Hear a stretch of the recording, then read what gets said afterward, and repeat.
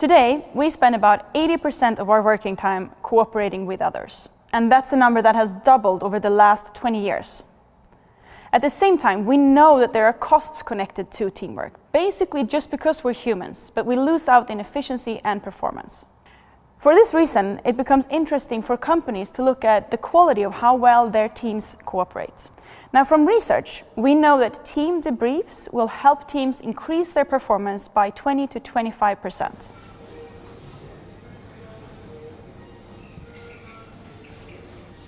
As the world becomes more digitized, we thought it would be interesting to look at how a digital tool can help the teams cooperate even better, help them perform these debriefs in a qualitative way.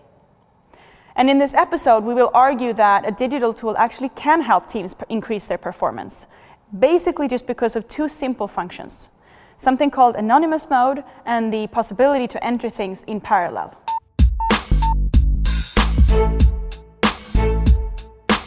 So what's even more important though for teams is the possibility to use anonymous mode. Yeah, that is really interesting. From a knowledge integration perspective, that's really interesting. And that's because of something that we call social processes, which it's basically about how we interact as humans. And the reason, or one reason why this is so interesting is because of communication. Because when I as a human person communicate with someone else, with you for example, I will connect what I say to my identity.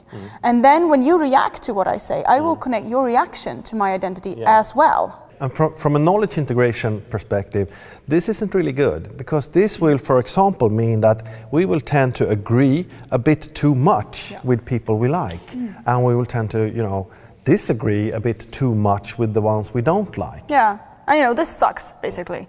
But it's impossible to stop because it's, we are humans. We cannot not react emotionally to other humans. But the effect of these social processes is that sometimes ideas or thoughts or perspectives are at risk of not being brought up, basically because people are afraid of how others will react to them. And another risk is that ideas will be rejected, not because of the content of the idea, because it's a bad idea, but only because of who said it. So this is where the team can use this digital tool, because at some points they will be sort of discussing or entering input anonymous. And that, of course, will help to focus on the content rather than who said it. It may, for example, mean that things will be said that wouldn't have been said otherwise, or they will be said and listened to with another level of quality. So that's the whole purpose of anonymous mode. Yes. Yeah.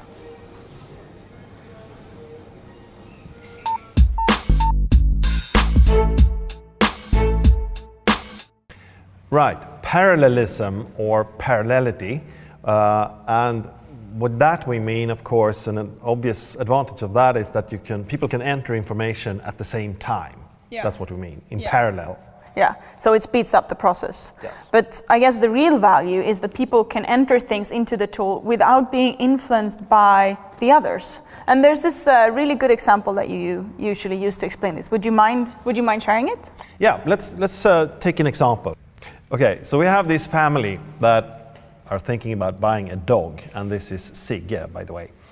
Now, if you're going to buy a dog, there are actually a number of different things you could be talking about. Now, think of that as a square, and think that every family member, maybe they are thinking of different things.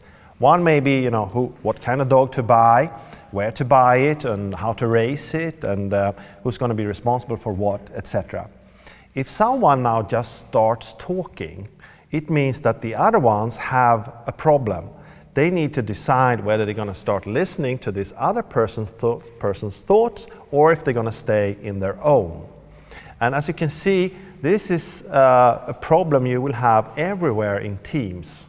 Doesn't matter really what they discuss, if it's a budget or the next project or so. This is how it works. And here the advantage of the tool is that people can actually enter their own thinking undisturbed by others. And then they can sort of see all these different thoughts, and they can sort it, and they can prioritize it, and they can make sure that sort of everything is discussed. Right. So that's the idea of parallelity in this tool.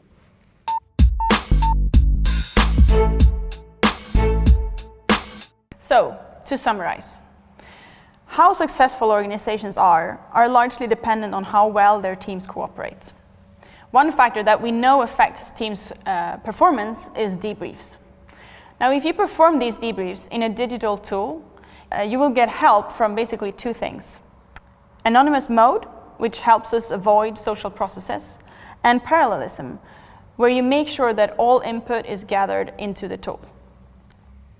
Good, thanks. Good summary. Maybe we should say you don't avoid social processes with the tool, but you will reduce some of the negative effects, or you will have a chance to do that, because that's also a point here.